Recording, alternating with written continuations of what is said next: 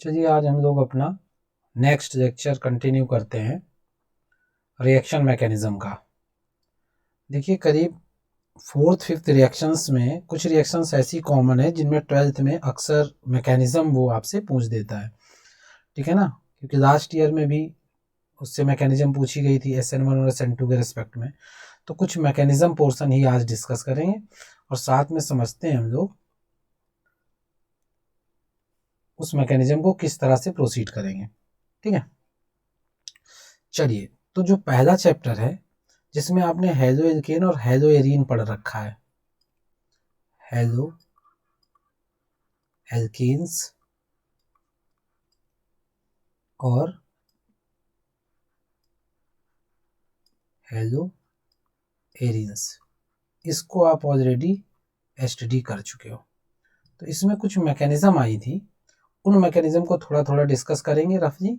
इसके बाद हम और आगे की मैकेनिज़्म भी पढ़ेंगे। आज बेसिकली हम केवल मैकेनिज़्म ही डिस्कस करेंगे, ठीक है।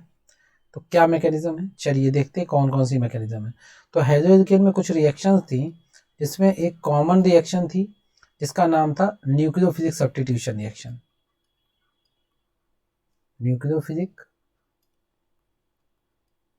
सब्स्टिट्यूशन और रिएक्शन, न्यूक्लियोफिलिक सब्स्टिट्यूशन रिएक्शन, इसके बारे में पढ़ेंगे।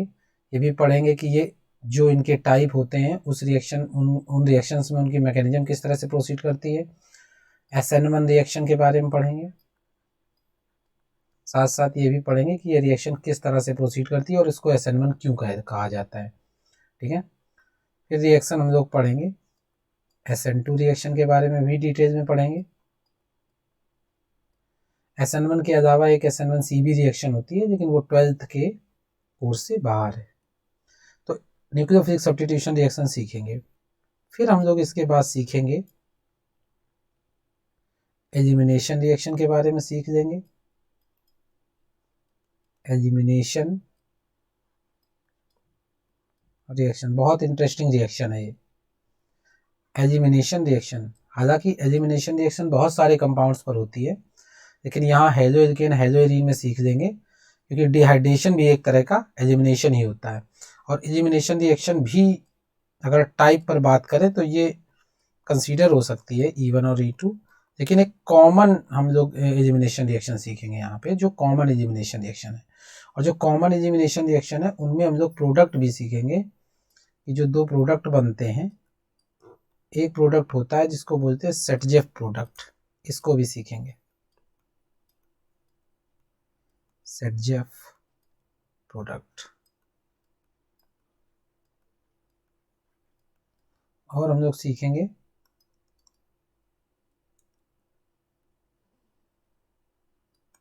हाफमैन प्रोडक्ट के बारे में भी, हाफमैन प्रोडक्ट, चलिए इनको सीखेंगे, ठीक है। इसके अलावा एक और टाइप की रिएक्शन होगी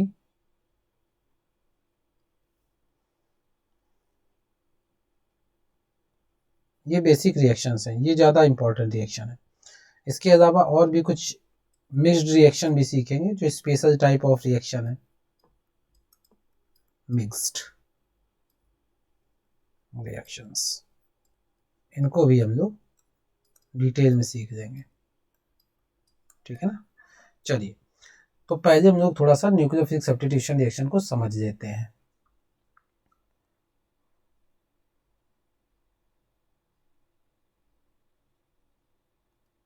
तो देखिए कैसे सीखेंगे न्यूक्लियोफिलिक रिएक्शन।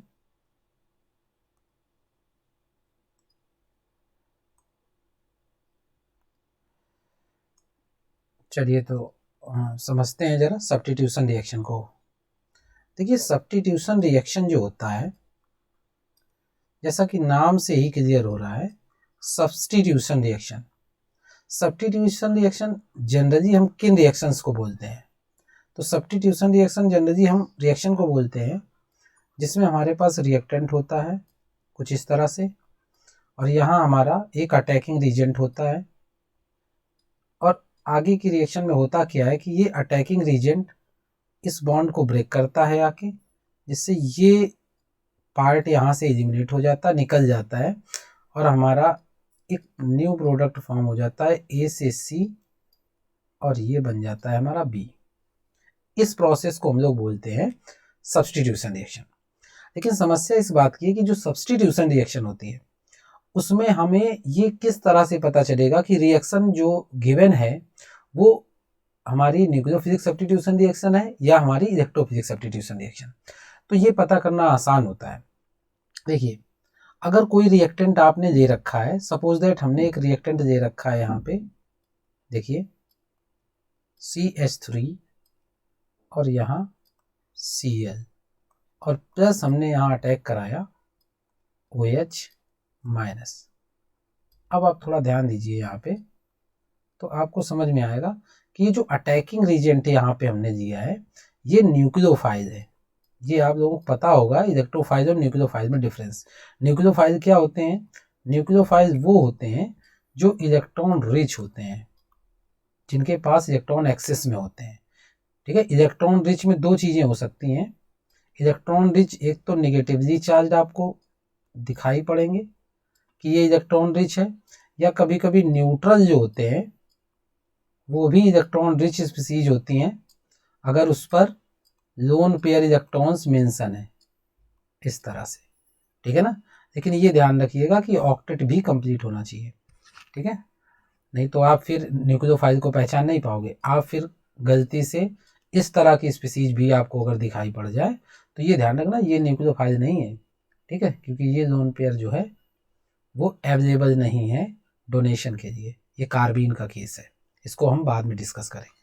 तो यहाँ पे देखिए, अगर हम यहाँ पे अटैक को समझने की कोशिश करें तो साफ समझ में आ रहा है कि ये न्यूक्लियोफाइल यानी नेगेटिवली चार्ज अटैक मारेगा, यहाँ से ये बॉन्ड टूट जाएगा और हमारा जो प्रोडक्ट बन जाएगा वो हमारा आगे का प्रोडक्ट बन जाएगा CH3, ये बन जाएगा OH, और आगे हमारा Cl माइनस निकल जाएगा। तो ये भी एक तरह की सब्स्टिट्यूशन रिएक्शन है। लेकिन इस सब्स्टिट्यूशन रिएक्शन में आप अगर थोड़ा ध्यान देकर देखें तो अटैकिंग रीजेंट का काम न्यूक्लियोफाइल कर रहा है। अटैकिंग रीजेंट का काम क्या कर रहा है? ये न्यूक्लियोफाइल। और जो निकलने वाली स्पीसीज है वो भी क्या है? न्यूक्लियोफाइल। तो इस तरह के केस जिनमें अटैकिंग रीजेंट भी न्यूक्लियोफाइल होता है और लीविंग ग्रुप भी न्यूक्लियोफाइल होता है, ऐसी रिएक्शंस को हम बोलते हैं सब्स्टिट्यूशन रिएक्शन। तो है, लेकिन इस रिएक्शन को हम बोलते हैं न्यूक्लियोफिलिक सब्स्टिट्यूशन रिएक्शन। ध्यान रखिएगा, ऐसी रिएक्शन को ही न्यूक्लियोफिलिक सब्स्टिट्यूशन रिएक्शन कहा जाता है, जिनमें अटैक करने वाली स्पीसीज भी न्यूक्लियोफाइल हो और निकलने वाली स्पीसीज भी न्यूक्लियोफाइल हो। उनको क्या बोलते हैं? Nucleophilic substitution reaction. अब सब्स्टिट्यूशन रिएक्शन में एक न्यूक्लियोफाइल भी हो सकती है। एक रिएक्शन का और रेफरेंस दे रहे हैं हम लोग, जरा इसको देखिए और देखिए जरा, ये भी सब्स्टिट्यूशन रिएक्शन का ही एग्जाम्पल है। फॉर एग्जाम्पल, हमने यहाँ एक कंपाउंड लिया जिसको बोलते हैं बेंजीन। ठीक है, इसमें हाइड्रोजन होते हैं, पता है आपको। तो ये हाइड्रोजन है हमारा, हर पोजीशन पर मेंशन होते हैं। ठीक है, और ये हाइड्रोजन कोई ज़रूरी नहीं यहाँ से निकाले, कहीं से भी निकाला जा सकता है, क्योंकि सारी पोजीशन बेंजीन की क्या होती हैं? आइडेंटिकल होती हैं। जब तक बेंजीन में कोई ग्रुप ना हो तब तक सारी पोजीशन आइडेंटिकल होती हैं। ठीक है, मतलब कहने का हमारा ये है कि इस तरह के केस कभी कभी इनमें कन्फ्यूजन हो जाती है आप लोगों को। देखिए क्या, जैसे अगर हम यहाँ पे ये बेंजीन बनाएं और यहाँ पे हम एक ग्रुप लगा दें NO2, तो इस कंपाउंड का नाम क्या है? नाइट्रोबेंजीन। इसी तरह से अगर हम एक और कंपाउंड बनाएं, यहाँ लगा दें, सॉरी यहाँ की जगह इस बार यहाँ लगा दें नाइट्रो। ठीक है, और अगर हम एक और कंपाउंड दें कुछ इस तरह से और यहाँ NO2 लगा दें, तो ध्यान रखिएगा ये सारे कंपाउंड नाइट्रोबेंजीन ही हैं। ऐसा नहीं है कि इसको आप नाइट्रोबेंजीन बोलो, इसको आप मेटा नाइट्रोबेंजीन बोलो, इसको आप पैरा नाइट्रोबेंजीन, नो, ऐसा नहीं होगा। ठीक है, क्योंकि सारी पोजीशन इसकी आइडेंटिकल होती हैं। इसका मतलब कि बेंजीन पर जब तक ग्रुप को मेंशन नहीं किया जाता है तब तक उसमें ऑर्थो, पैरा और मेटा कहीं नहीं होता है। और बेंजीन में कभी ऐसी पोजीशन को मेंशन भी मत करिएगा, ठीक है। बेंजीन में जो भी ऑर्थो, पैरा और मेटा पोजीशन होती है वो विथ रिस्पेक्ट टू की एटम यानी की ग्रुप, जो भी इप्सो पोजीशन पर लगा होता है उसके रेफरेंस पर हम ऑर्थो, पैरा, मेटा जोड़ते हैं, ठीक है। कैसे, जैसे चलो थोड़ा समझा देते हैं हम आपको पहले, उसके बाद इसको कंटिन्यू करते हैं। देखिए कहने का क्या मतलब है,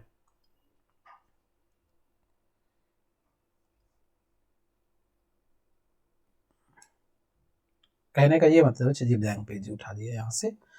कहने का ये मतलब है कि ये देखिए ये बेंजीन है, अभी इस पोजीशन पर कहीं, अभी इस बेंजीन पर कहीं भी ऑर्थो, पैरा या मेटा पोजीशन नहीं है। यानी अगर हम इस बेंजीन पर कोई ग्रुप लगा दें लाइक दिस वन, अब देखिए इसको पोजीशन 1 दे दिया, इसको 2 दे दिया, इसको 3, ये 4, ये 5 और ये 6। अब आपकी जो पोजीशन 2 और 6 हैं, इन पोजीशन को आप बोल सकते हो दैट इज ऑर्थो, और जो आपकी 3 और 5 पोजीशन है इनको आप बोल सकते हो मेटा, और जो आपकी 4 पोजीशन है ये आपकी पैरा पोजीशन है, ठीक है। इसका मतलब ये कि अगर हम आपको इस तरह का ये ग्रुप दे रहे हैं, देखिए ये, और हम आपसे पूछे कि इसमें ऑर्थो, पैरा, मेटा पोजीशन कौन सी है, तो याद रखिएगा इसमें कोई भी पोजीशन ऑर्थो, पैरा, मेटा नहीं है, ठीक है, क्योंकि there is no group on that benzene ring. फिर क्या हो गया, अगर हम यहाँ पे कोई ग्रुप मेंशन करते हैं, सपोज दैट यहाँ पे हमने एक ग्रुप लगा दिया NH2, कोई भी ग्रुप लग सकता है व्हाटएवर, तो अब यहाँ से ये पोजीशन हो गई हमारी, ठीक है। यहाँ से ये पोजीशन हो जाएगी 1, ये 2, ये 3, ये 4, ये 5 और ये 6। अभी भी देखिए आपकी काउंटिंग के अकॉर्डिंग 2 और 6 जो होगा वो हमारा ऑर्थो हो जाएगा, 3 और 5 जो होगा वो हमारा मेटा हो जाएगा, और जो 4th पोजीशन है वो हमारी हो जाएगी पैरा।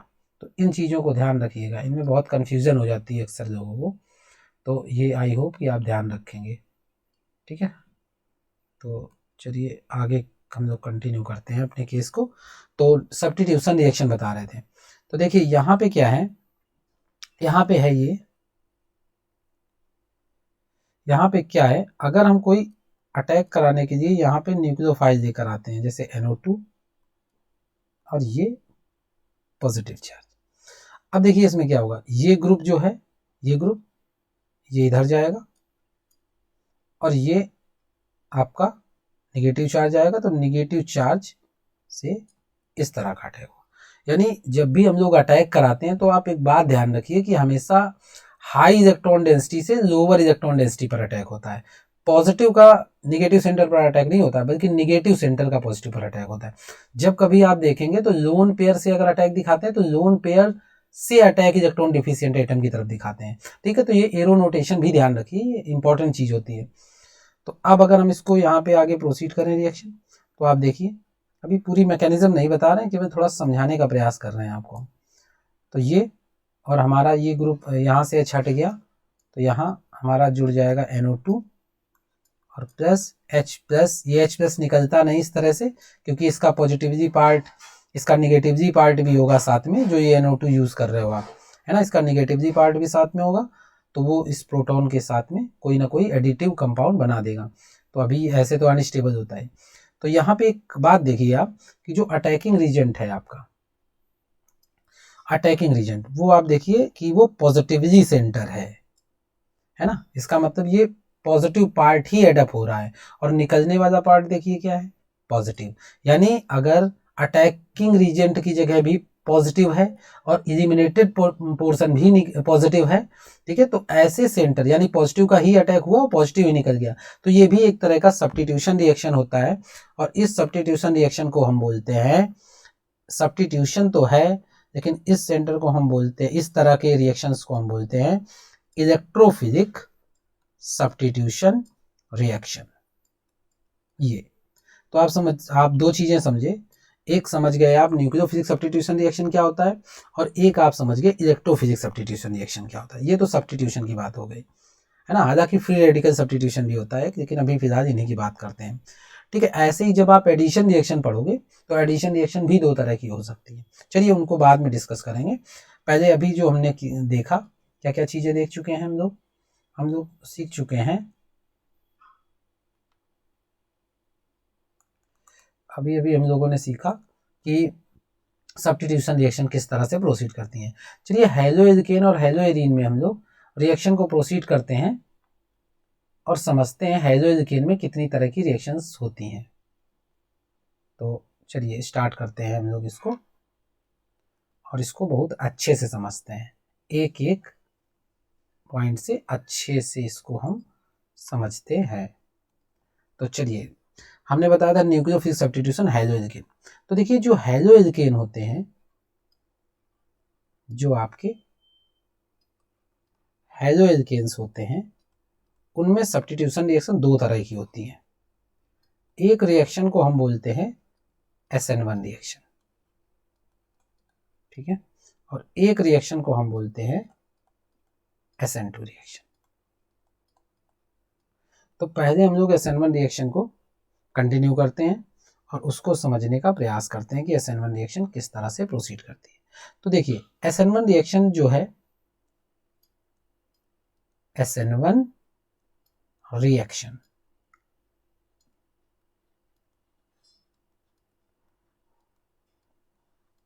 तो SN1 रिएक्शन इसको क्यों कहा जाता है? देखिए S यहाँ पे स्टैंड्स फॉर सब्स्टिट्यूशन है, N आपका न्यूक्लियोफिलिक के लिए है, और ये जो 1 है ये आपका यूनिमॉलिक्यूलर है, यूनिमॉलिक्यूलर। अब ये होता क्या है? देखिए होता क्या है कि अगर हम एक केस ले यहाँ पे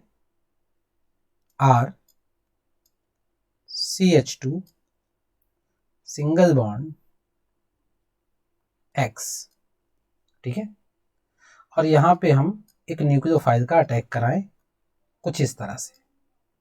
ये देखिए, ये इधर अटैक होगा, इधर से एलिमिनेट होगा, और हमारा जो प्रोडक्ट बन जाएगा वो बन जाएगा RCH2 न्यूक्लियोफाइल और ये प्लस X। ये इस तरह से हमारा प्रोडक्ट बनेगा।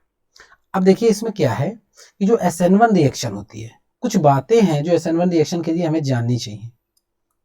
तो जो SN1 रिएक्शन के लिए कुछ बातें हैं वो कौन सी हैं? देखिए पहली बात तो आपको ध्यान में रखना है कि जो SN1 रिएक्शन होती है वो 2 स्टेप रिएक्शन होती है। कितने स्टेप रिएक्शन होती है? 2 स्टेप रिएक्शन। इसमें 2 स्टेप्स होते हैं। कौन कौन से होते हैं उनकी बात करेंगे अभी हम लोग। एक स्टेप में कार्बोकैटायन बनता है, कार्बोकैटायन, और जो दूसरा स्टेप होता है उसमें आपका रिक्वायर्ड प्रोडक्ट बन जाता है, प्रोडक्ट फॉर्मेशन, ठीक है, 2 स्टेप रिएक्शन। दूसरी बात,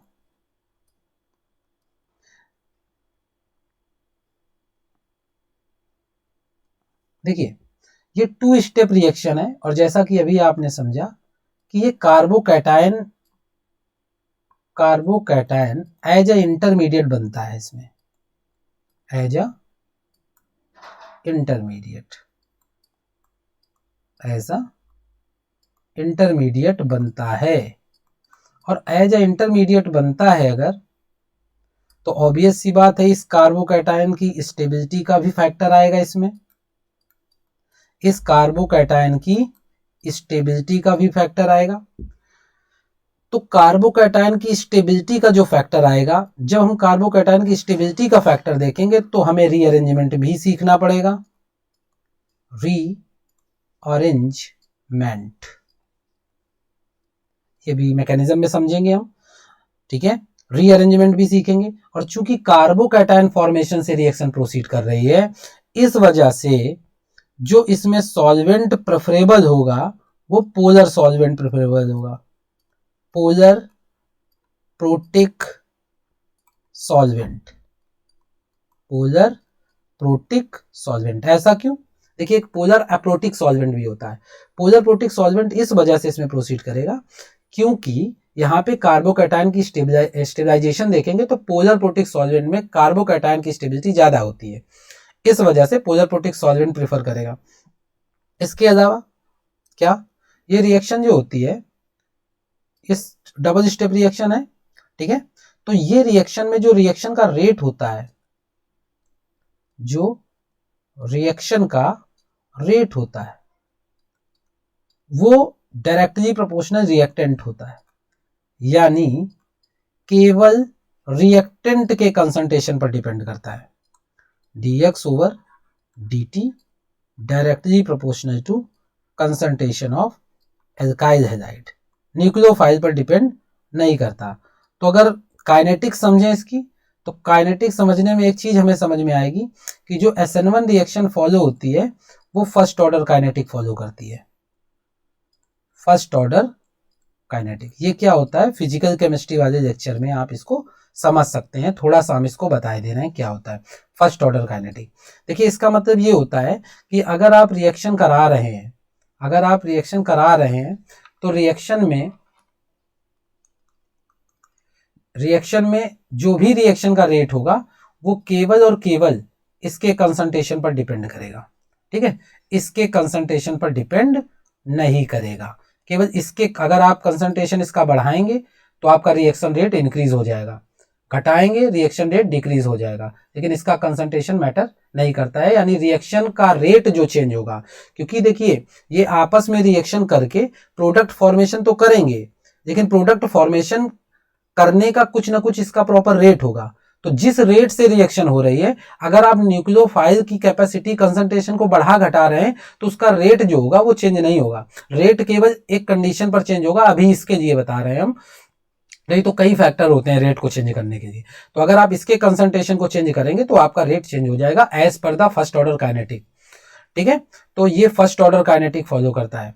फर्स्ट ऑर्डर काइनेटिक में आपने सीखा होगा ऑलरेडी, अगर आपने फिजिकल केमिस्ट्री पढ़ी हो, कि अगर हम रेट वर्सेस कंसंट्रेशन के बीच में ग्राफ प्लॉट करें तो हमारा इस तरह का ग्राफ मिलता है, ठीक है। इस तरह का ग्राफ मिलता है, स्ट्रेट लाइन मिलती है यहाँ, यानी जिस तरह से रेट आप इसका बढ़ जाएगा अगर कंसंट्रेशन आप चेंज कर रहे हैं, यानी डायरेक्टली प्रोपोर्शनल टू कंसंट्रेशन काम करता है, ठीक है। तो SN1 रिएक्शन में ये ग्राफ फॉलो होता है रेट के लिए। कभी कभी कुछ क्वेश्चन वो क्या करता है, एकेडमिक की तो कोई बात नहीं है, नहीं जो कंपटीशन होते हैं जैसे एडवांस वगैरह के एग्जाम होते हैं उसमें वो ऑर्गेनिक के क्वेश्चन को बाइंड करता है फिजिकल केमिस्ट्री के क्वेश्चन से। सपोज दैट अभी 2019 या 18 के आसपास एक एडवांस का क्वेश्चन था, उसमें उसने क्या किया, एक सिंपल SN1 रिएक्शन प्रोसीड करी और उसने क्या कह दिया कि इस रिएक्शन के लिए ग्राफ कौन सा बेटर है, यानी जिसको ये पता होगा कि SN1 reaction first order kinetic follow करती है तो वो फर्स्ट ऑर्डर के सारे ग्राफ टिक कर देगा, ठीक है ना। तो इस तरह से ये चीजें होती हैं। तो ये हमने बताया क्या कि टू स्टेप रिएक्शन होती है, कार्बोकैटायन एज इंटरमीडिएट बनता है, स्टेबिलिटी का फैक्टर बता दिया, रीअरेंजमेंट होता है, पोलर प्रोटिक सॉल्वेंट प्रेफर करता है, और रिएक्शन रेट जो होती है वो रिएक्टेंट के कंसंट्रेशन पर डिपेंड करती है, ठीक है ना। अब हमने कार्बोकैटायन रीअरेंजमेंट, कार्बोकैटायन से रिएक्शन प्रोसीड करेगी तो ऑब्वियस सी बात है कि अगर कार्बोकैटायन हम नॉर्मल SN1 रिएक्शन प्रोसीड करें तो जो 3 डिग्री कार्बोकैटायन होता है उसकी स्टेबिलिटी ज्यादा होती है किससे, 2 डिग्री कार्बोकैटायन से, और 2 डिग्री कार्बोकैटायन की स्टेबिलिटी ज्यादा होती है किससे, 1 डिग्री कार्बोकैटायन से, और उसकी स्टेबिलिटी ज्यादा होती है आपका 0 डिग्री। ये सुपर प्राइमरी बोल सकते हो इसको आप, ठीक है। कुछ लोग बोलने को इसको प्राइमरी भी बोलते हैं, लेकिन बेटर है आप अगर इससे कंपेयर करा रहे हो तो सुपर प्राइमरी बोल दो या 0 डिग्री बोल सकते हो आप इसको। चलिए तो अब रिएक्शन को हम आगे प्रोसीड करते हैं, ये तो आप समझ गए। और किस तरह से अभी हम लोग इसमें ये भी समझेंगे कि किस तरह से इस रिएक्शन की स्टीरियोकेमिस्ट्री चलती है, तो इसको आगे बढ़ाते हैं हम लोग, ठीक है। तो एक हम SN1 रिएक्शन दे रहे हैं, इसको जरा सा समझिए और इसको करने का हम लोग प्रयास करते हैं।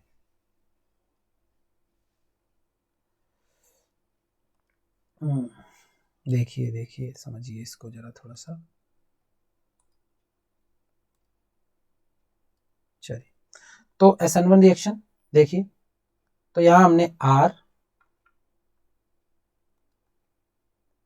यहाँ हमने लिखा C, ये लिखा हमने R, यहाँ पे भी हमने लिख दिया R, यहाँ हमने प्रोडक्ट बना दिया, ये सॉरी इससे ग्रुप जोड़ दिया X। अब हम यहाँ रिएक्शन प्रोसीड कर रहे हैं, एक न्यूक्लियोफाइल लेकर आए कुछ इस तरह से, और इस रिएक्शन को हमने प्रोसीड करा।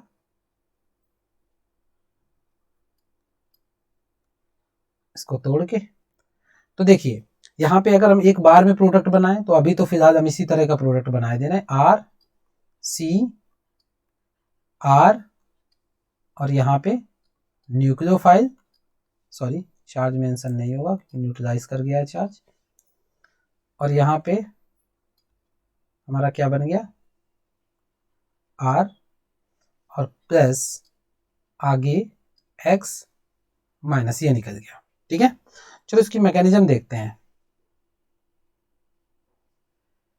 तो देखिए ये एक रिएक्शन है, तो अगर हम इसकी मैकेनिज्म प्रोसीड करें, मैकेनिज्म, तो देखिए मैकेनिज्म कैसे करेंगे।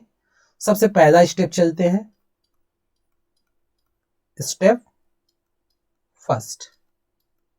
तो स्टेप फर्स्ट में क्या होता है, देखिए R C R X X, और ये पहला स्टेप है। देखिए इसका ड्राइविंग फोर्स भी होता है रिएक्शन में, क्योंकि ऐसे तो ये बॉन्ड टूटेगा नहीं, तो इसका एक पॉजिटिव पार्ट होता है, उसके ड्राइविंग फोर्स का काम करता है। ठीक है ना, मतलब ये न्यूक्लियोफाइल आ रहे हैं तो ऑब्वियस सी बात है ये न्यूट्रल फॉर्म में आया होगा, और जब न्यूट्रल फॉर्म में आया होगा तो निगेटिव और पॉजिटिव दोनों होंगे ना, तो इसका ड्राइविंग फोर्स उसका पॉजिटिव पार्ट होता है। तो अगर हम इसको ब्रेक करें कुछ इस तरह से, तो हमारे पास एक स्पीसीज बन के आएगी R R, और ये पॉजिटिव चार्ज, और ये हमारा X माइनस इससे सेपरेट हो गया। अब देखिए ये जो कार्बोकैटायन बना है ये sp2 हाइब्रिडाइज्ड होता है, ये sp2 हाइब्रिडाइज्ड है, sp2 हाइब्रिडाइज्ड। और आप अच्छे से जानते होंगे कि sp2 हाइब्रिडाइज्ड कार्बन सेंटर जो होता है वो प्लैनर होता है। वो कैसा होता है, प्लैनर। प्लैनर का मतलब हो गया कि अगर हम इसको ऐसे बनाए तो बना सकते हैं, ये R, ये R, R एल्काइल ग्रुप है, ये R, और यहाँ पे हमारा लग गया ये पॉजिटिव चार्ज। अब देखिए जो ये प्लैनर कार्बोकैटायन यहाँ बना हुआ है, हमने जो रिएक्शन इसकी प्रोसीड कराई है, अगर आप ध्यान से देखें तो हमने एल्काइल ग्रुप सेम रखे हुए हैं इसमें, यानी यहाँ पे हमने एल्काइल ग्रुप इसके सेम रखे हुए हैं। ये देखिए, सॉरी, यहाँ पे हमने जो एल्काइल ग्रुप रखे हैं वो सेम रखे हुए हैं। इसका मतलब अगर हम SN1 रिएक्शन जो करा रहे हैं तो वो हम अकाइरल सेंटर पर करा रहे हैं। कैसा सेंटर है, अकाइरल, ये सेंटर अकाइरल है। ठीक है, तो इस अकाइरल सेंटर पर ये रिएक्शन हम करवा रहे हैं। तो इस वजह से अगर न्यूक्लियोफाइल इस साइड से अटैक मार दे, बैक साइड से, या तो ये फ्रंट साइड से। देखिए फ्रंट साइड का यहाँ हमारा मतलब है कि जिस तरह से ये है, अगर हम यहाँ से अटैक कराएं तो ये फ्रंट साइड होगा और ये हमारा बैक साइड होगा। तो प्लैनर से, प्लैनर ये मॉलिक्यूल बना हुआ है, तो यहाँ पे दोनों तरह से अटैक कराएं तभी इस प्रोडक्ट के कॉन्फ़िगरेशन में या इस जो कंपाउंड बना हुआ है इसकी स्टीरियो केमिस्ट्री में कोई चेंज नहीं आएगा। क्यों, क्योंकि तीनों के तीनों एटम कैसे हैं, सेम है। सेम का मतलब पूरी तरह से कंपाउंड हमारा अकाइरल है। अगर ये काइरल होता, अगर ये कंपाउंड काइरल होता तो उस केस में हमारे दो प्रोडक्ट बन सकते थे, यानी डी और एल, यानी डी और एल हमारा प्रोडक्ट रिपोर्ट हो सकता था। लेकिन यहाँ इस केस में केवल एक ही प्रोडक्ट बनेगा। चूंकि हम SN1 रिएक्शन पढ़ रहे हैं, क्या पढ़ रहे हैं, SN1 रिएक्शन, तो वैसे दो तरह के प्रोडक्ट हमारे बनते हैं। प्रोडक्ट या तो इन्वर्जन बनता है या तो रिटेंशन बनता है। अभी हम आपको इन्वर्जन और रिटेंशन समझा दे रहे हैं, पहले इस प्रोडक्ट को देख लो, थोड़ा सा आपको और स्टीरियो केमिस्ट्री क्लियर हो जाएगी इसकी। देखिए, तो अब अगर हम यहाँ पे आगे प्रोसीड करें रिएक्शन और यहाँ पे हम न्यूक्लियोफाइल से अटैक करा दें, दिस वन, तो जब आप अटैक कराओगे तो यहाँ आपका प्रोडक्ट क्या बन जाएगा, R C R R, और यहाँ न्यूक्लियोफाइल। ठीक है। और देखिए अगर आप इस प्रोडक्ट को इस तरह से भी बना दें, NuC, ये R, इधर R और इधर पोजीशन पर भी R, तब भी इस कंपाउंड में कोई चेंज नहीं आएगा। इसका मतलब यहाँ का जो प्रोडक्ट SN1 का बन रहा है वो हमारा सिंपल रिटेंशन प्रोडक्ट है। कौन सा प्रोडक्ट है? Retention product. ये रिटेंशन क्या होता है जरा इसको भी हम लोग समझते हैं। देखिए अगर यहाँ पे जो आपने रिएक्शन कराई, देखिए यहाँ पे रिटेंशन का मतलब होता है कि जो आपने जिस पोजीशन से इस हैलाइड ग्रुप को रिमूव किया है, अगर आने वाला न्यूक्लियोफाइल उसी साइड पर उसी पोजीशन पर जुड़ता है, देखिए उसी पोजीशन से जहां से निकला वहीं ये जुड़ गया, तो ऐसे प्रोडक्ट को हम बोलते हैं रिटेंशन प्रोडक्ट। ऐसे प्रोडक्ट को क्या बोलते हैं?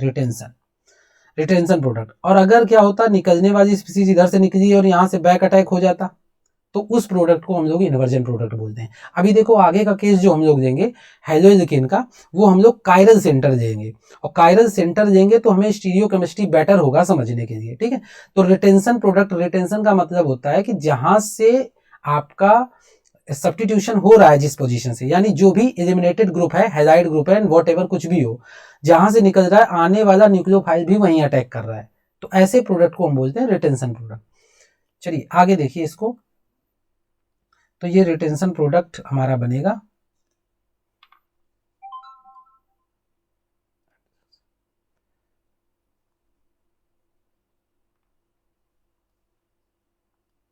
तो अगर हम इसको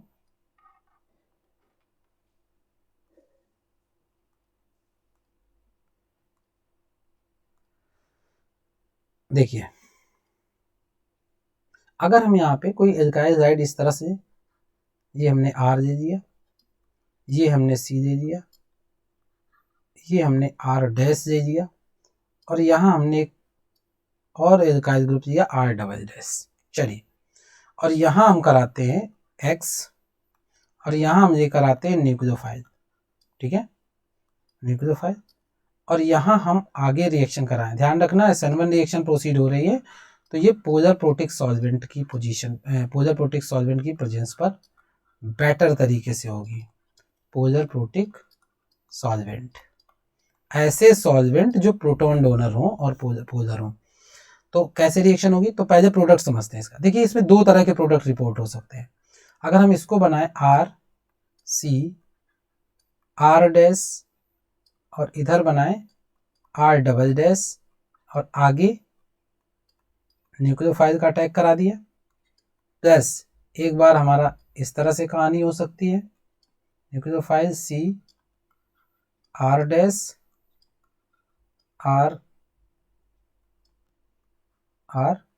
डबल डैश, और प्लस हमारा X माइनस, ठीक है। तो यहाँ पे देखिए, यहाँ स्टीरियोकेमिस्ट्री समझिए, ये जो प्रोडक्ट बना है ये वाला, दिस वन, तो इसमें आप ध्यान से देखिए, जहां से ये इसका न्यूक्लियोफाइल निकला है वहां आगे नेक्स्ट न्यूक्लियोफाइल का अटैक है, तो ये वाला प्रोडक्ट जो बना है इस प्रोडक्ट को बोलते हैं रिटेंशन। इसको क्या बोलते हैं? रिटेंशन। लेकिन जो ये वाला प्रोडक्ट हमारा बना हुआ है ये वाला, इसको बोलते हैं इन्वर्जन प्रोडक्ट। ध्यान रखना इसमें बहुत सारे लोगों को कंफ्यूजन होती है कि SN1 रिएक्शन में इन्वर्जन प्रोडक्ट नहीं बनता, ऐसा नहीं होता है।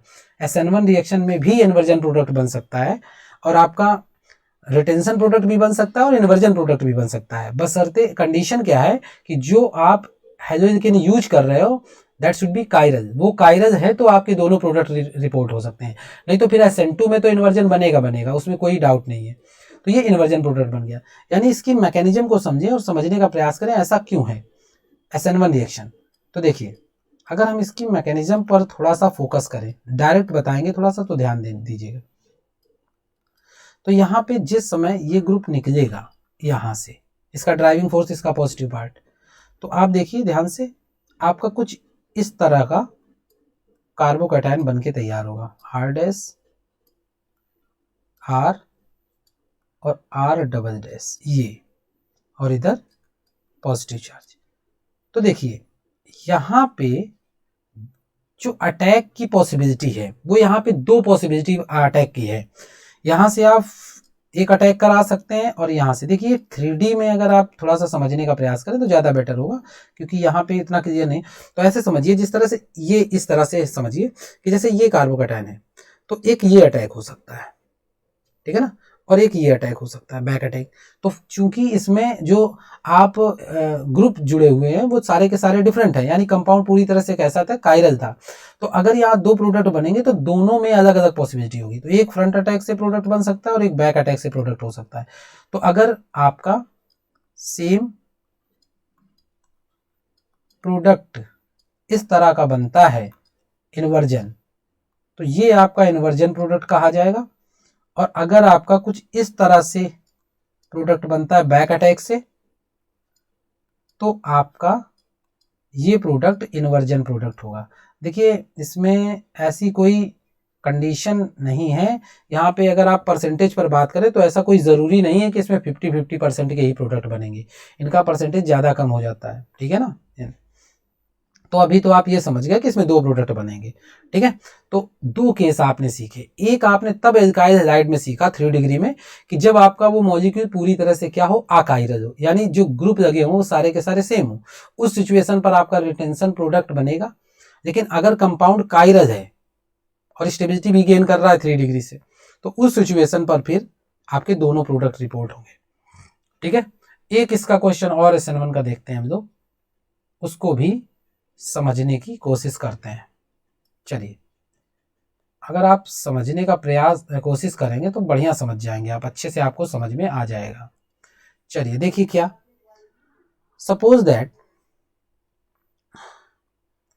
आपके सामने कुछ इस तरह का कंपाउंड लिखा हुआ है,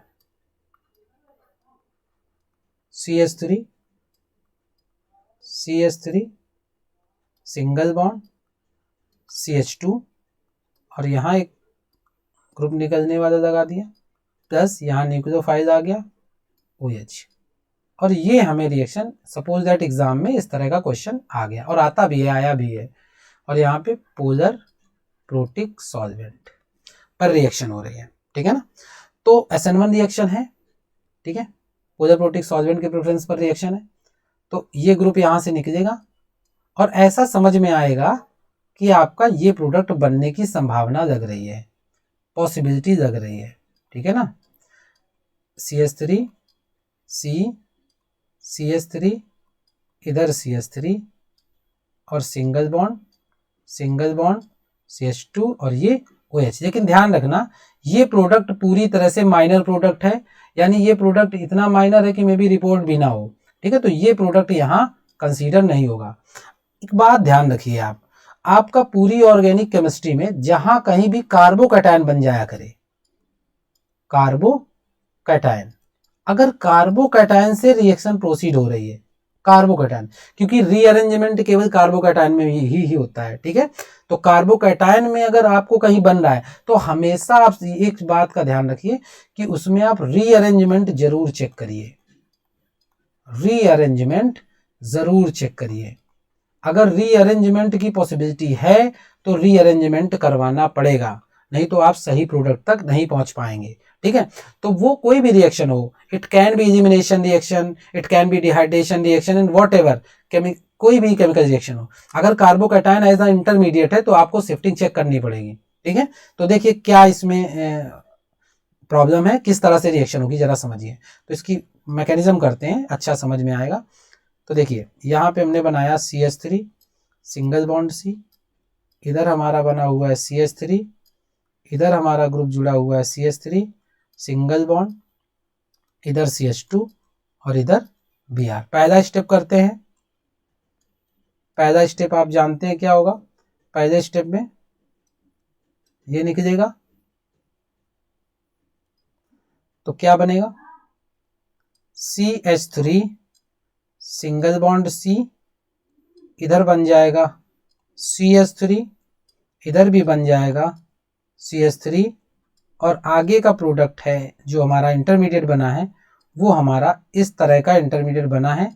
और इंटरमीडिएट आप देखेंगे तो आपको साफ समझ में आएगा कि ये कार्बोकैटायन क्या है, 1 डिग्री कार्बोकैटायन। देखिए यहाँ पे शिफ्टिंग की बिल्कुल पॉसिबिलिटी है, क्योंकि अगर ये पॉजिटिव चार्ज इसकी जगह यहाँ होता तो ये 3 डिग्री कार्बोकैटायन बना देता, ठीक है ना। तो अब क्या होगा, यहाँ पे हम शिफ्टिंग कराएंगे, और कौन सी शिफ्टिंग कराएंगे जरा देखिए, यहाँ पे जो जुड़े हुए ग्रुप हैं, जो लगे हुए ग्रुप आपको मेंशन हो रहे हैं यहाँ पे, तो देखिए CH3 है, यहाँ भी CH3 है, और यहाँ भी CH3 है, ठीक है ना। अगर कोई और ग्रुप होता, एक CH3 की जगह हाइड्रोजन होता तो हाइड्रोजन शिफ्ट कर जाता। ऐसा क्यों होता है, अभी उसको भी हम लोग थोड़ा सा समझ लेंगे। चलिए कार्बोकैटायन की शिफ्टिंग हम आपको समझाते हैं, जरा समझने का प्रयास कीजिए। इसको यहीं थोड़ा इसको ब्रेक करते हैं, थोड़ा सा केवल इसको कार्बोकैटायन की शिफ्टिंग के बारे में आप जानिए, ठीक है। क्या देखिए, अगर आपका कार्बोकैटायन कुछ इस तरह का बना हुआ है, CH3 सिंगल बॉन्ड C, ये CH2 है, और ये H, ये आपका CH2, कुछ इस तरह का कार्बोकैटायन आपका नजर आ रहा है, ठीक है। तो ये जो कार्बोकैटायन बना है, आप अच्छी तरह से देख पा रहे होंगे कि ये कार्बोकैटायन आपका प्राइमरी कार्बोकैटायन है 1 डिग्री।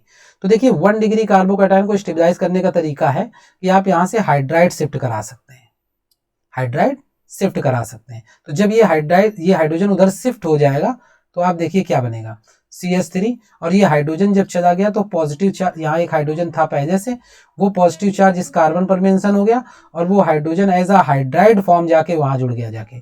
तो ये देखिए, ये आपका कितने डिग्री का कार्बोकैटायन है, 2 डिग्री का, और जो पहले था वो कितने डिग्री का था, 1 डिग्री। अब ये जो स्पीसीज है, ये किस फॉर्म में रहना प्रेफर करेगी, ये इस फॉर्म में रहना प्रेफर करेगी, क्योंकि ये फॉर्म ज्यादा स्टेबल है इससे, तो ये ऑटोमेटिक रीअरेंजमेंट होगा उसमें। जब ये एक्सपेरिमेंटल चीजें होती है तो उसमें रीअरेंजमेंट होकर ही प्रोडक्ट बनता है, ठीक है। एक और रीअरेंजमेंट देखिए, जैसे सपोज दैट आपके पास हम इस तरह का कुछ स्पीसीज लिखें, CH3C, इधर हम लिख दे CH3, इधर हमारे पास है H, और ये हम बना दे इधर कितना, CH2, और ये आपका पॉजिटिव चार्ज। अभी भी देखिए यहाँ का जो कार्बोकैटायन है वो कितने डिग्री का कार्बोकैटायन है, ये हमारा 1 डिग्री कार्बोकैटायन है। कितने डिग्री है, 1 डिग्री। यानी यहाँ पर अब हमारे पास कुछ चॉइसेस हैं। चॉइसेस का मतलब अब ये है कि हमें ये कैसे पता चलेगा कि कौन सा ग्रुप यहाँ से माइग्रेट होगा। जैसे ये देखिए CH3 भी है, और ये CH3 भी है, और ये H भी है, ठीक है। तो हमें ये कैसे पता चलेगा कि हाइड्राइड को हम शिफ्ट कराएं या मिथाइल को शिफ्ट कराएं, ठीक है। तो देखिए कैसे पता चलेगा, तो चलो हम लोग क्या करते हैं, दोनों को एक एक बार शिफ्ट करा के देख देते हैं। अभी जो भी एग्जैक्ट कंडीशन है, जो भी उसमें रियलिटी है, वो सामने आ जाएगी। देखिए चलिए, तो सबसे पहले हाइड्राइड शिफ्ट कराते हैं। तो हमने यहाँ लिखा 1,2 हाइड्राइड शिफ्ट। अगर हम यहाँ हाइड्राइड को शिफ्ट करा दें तो क्या होगा वो देखते हैं, हाइड्राइड शिफ्ट। तो अगर आप हाइड्राइड को देखें,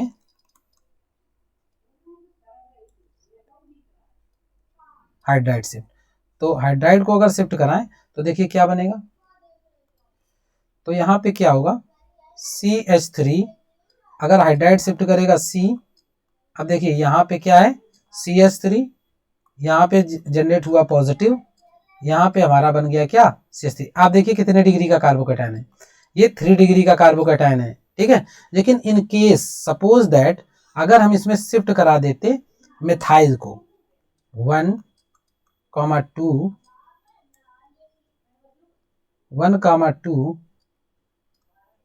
मिथाइल शिफ्ट, अगर हम इसमें मिथाइल को शिफ्ट कराते तब देखिए क्या बनता, CH3 सिंगल बॉन्ड C, और मिथाइल तो शिफ्ट हो चुका है, तो ये एक H ये है हमारा, और यहाँ लग गया पॉजिटिव चार्ज, और जब वहाँ मिथाइल शिफ्ट करके पहुंचा तो हमारी ये स्पीसीज बन गई। अब आप देखिए ये 2 डिग्री का कार्बोकैटायन है। तो अब आप बताइए कि दोनों में से पहली शिफ्टिंग आपने ये कराई 3 डिग्री से, एक शिफ्टिंग आपने ये कराई, तो दोनों में स्टेबिलिटी किस में गेन हो रही है, इसमें गेन हो रही है। तो इसका मतलब ये वाली शिफ्टिंग प्रोसीड करेगी, ये वाली शिफ्टिंग प्रोसीड नहीं करेगी। एक और आप कर सकते हैं, एक और केस आपको दिखाएं हम। चलिए देखिए, इसको भी देख लीजिए। जैसे सपोज दैट मान लो आपके पास एक कार्बन है, ठीक है ना, और इस पर एक ग्रुप जुड़ा हुआ है PH का मतलब फेनिल ग्रुप है, और यहाँ लगा हुआ है CH3, और यहाँ लगा हुआ है H, ठीक है, और आगे यहाँ पे एक ग्रुप लगा हुआ है CH2। तो अब हमारे पास, क्योंकि ये प्राइमरी है, तो शिफ्टिंग की गुंजाइश में हमारे पास 3 अलग अलग ग्रुप हैं, मेथिल ग्रुप, फेनिल ग्रुप और हाइड्रोजन। तो यहाँ कौन सा ग्रुप शिफ्ट करेगा? तो देखिए अगर हम यहाँ पे इस हाइड्रोजन को शिफ्ट कराएं, ठीक है ना, तो पॉजिटिव चार्ज यहाँ बनेगा। तो एक तो ये इस बेंजीन रिंग से यानी फेनिल ग्रुप से रेजोनेंस स्टेबलाइजेशन होगा इसका, और एक प्लस आई से भी स्टेबलाइजेशन इसको मिलेगा, ठीक है ना। लेकिन अगर हम इस मेथाइल ग्रुप को शिफ्ट करें तो मेथाइल ग्रुप से शिफ्ट करने पर इसको रेजोनेंस से तो स्टेबलाइजेशन मिलेगा, लेकिन प्लस आई से जो एक्स्ट्रा स्टेबिलिटी मिल रही थी वो नहीं मिलेगी। अगर हम इस फेनिल को शिफ्ट करा दें तो हमें केवल प्लस आई से स्टेबलाइजेशन मिलेगा। हम जानते हैं कि सबसे ज्यादा स्टेबलाइजेशन कंसीडर होता है रेजोनेंस में, रेजोनेंस के बाद हाइपर कॉन्जुगेशन में, और हाइपर कॉन्जुगेशन के बाद इंडक्टिव में। तो ये पैटर्न होता है स्टेबिलिटी को गेन करने का, यानी स्टेबिलिटी का प्रायोरिटी। तो इस तरह से ये शिफ्टिंग का रूल होता है। तो ये थोड़ा सा आपको अच्छे से पता होना चाहिए। चलिए आते हैं अपने प्रीवियस टॉपिक पर जहां हम लोग ये सीख रहे थे। तो चलिए यहाँ पे हमने बताया था कि तीनों ग्रुप सेम है, तो यहाँ पे क्या करेंगे, ग्रुप शिफ्ट कराएंगे। इसको लिखेंगे 1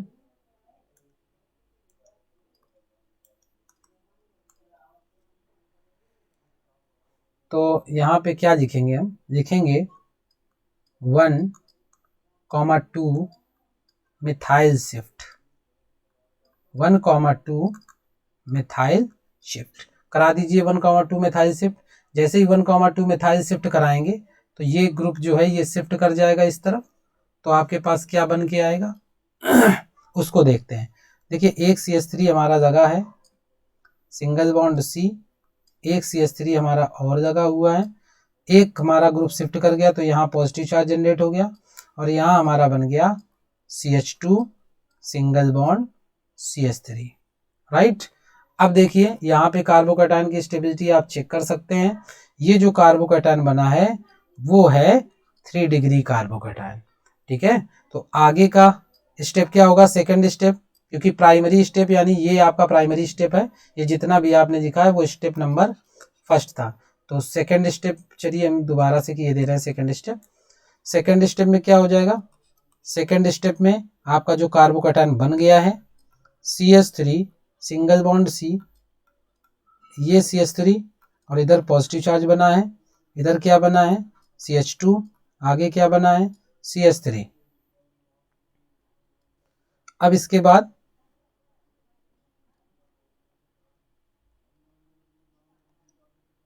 ये CH3 बन चुका है। अब इसके बाद हमारा अटैक होगा न्यूक्लियोफाइल का।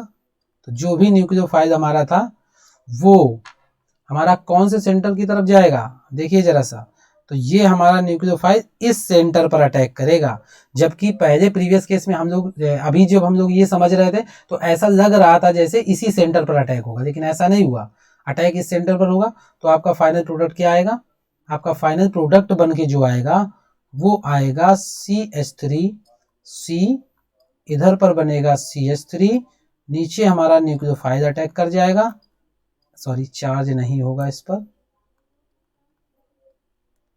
तो ये जुड़ जाएगा और आगे हमारा बन जाएगा CH2CH3, ये इसका हो जाएगा फाइनल प्रोडक्ट।